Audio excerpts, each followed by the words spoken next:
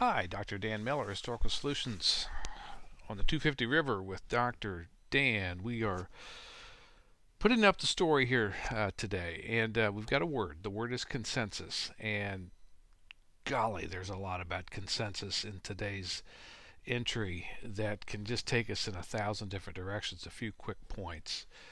Consensus for the final week, the final days of April in 1776, 250 years ago, right now. I want you to keep an eye on a guy named Thomas Palmer. He observes something about leadership in his particular activity that I think bears very, very clearly on consensus.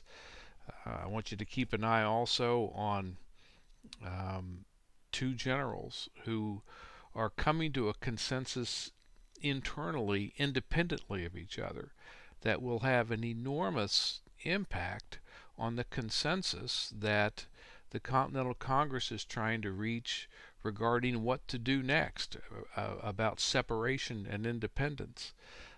So we have two generals who are enemies of each other who are coming to an internal consensus very much apart, separate from what the Continental Congress is wrestling with, and yet it's going to have a massive impact on how the Continental Congress reaches consensus and the consensus that they actually finally do reach. So consensus is such an important and interesting and rich and maddening word in leadership.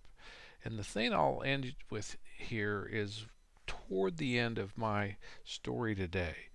Let's just start somewhere, okay? With consensus. How about we just start with consent? I'm Dan Miller. Looking forward to see you next time. Bye-bye.